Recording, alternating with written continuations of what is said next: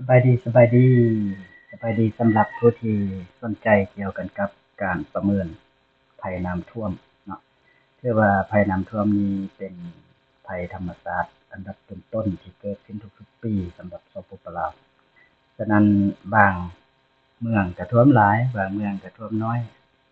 โดยเฉพาะแม่นเมืองที่อยู่ไกลกับแม่น้ำเนาะคือตัวอย่างคือเมือง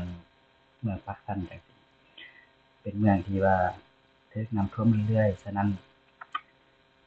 การศึกษาในครั้งนี้เราสิมาประเมินว่าน้ำที่ไหลเขาเฮ็ดอ่างรับน้ำของน้ำซั้นนี้เท่าใดเนาะแล้วสิเกิดน้ำท่วมสูงขนาดเท่าใดเนาะฉะนั้นวิดีโอนี้เราสิเริ่มต้นตั้งแต่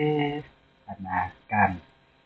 ตัดเอาพื้นที่ของการศึกษาโดยเฉพาะแม่นเมืองปักสันนี้เนาะมาเป็นพื้นที่ศึกษานำกันคือว่าเมืองปักสันนี้นอนอยู่ในอ่างโตงของน้ำสันซึ่งว่าอ่างโตงของน้ำสันนี่ก็คือว่ากว้างสมควรกว้างเอาอยู่3แขวง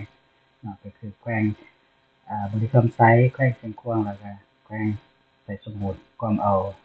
แขวงละเมือง2เมืองไปเนาะ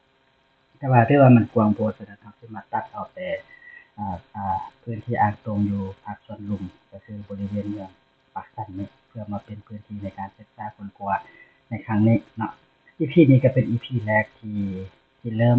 อ่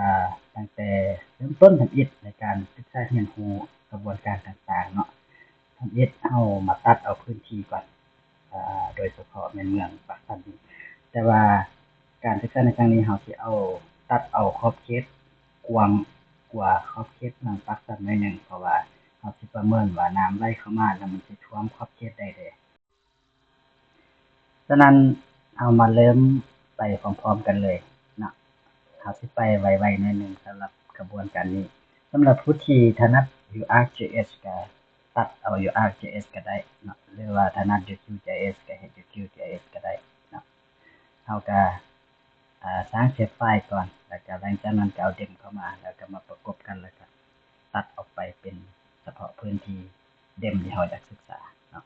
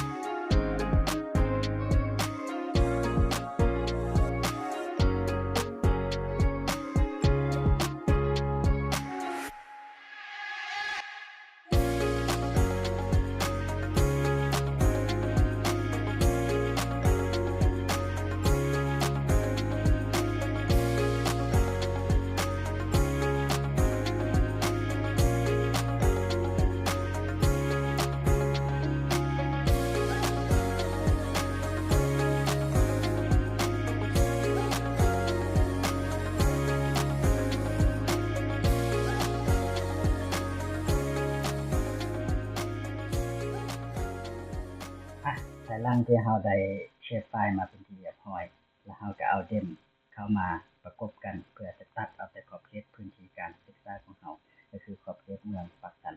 เนาะแล้วหลังจากนั้นก็ export ออกไปเป็นไฟล์geotip เพื่อสิเอาเข้าไปในโปรแกรม HMS ต่อไปถ้าติดตาม EP ตัวที่2ว่าเราสิเริ่มต้นสร้างแบบจำลอง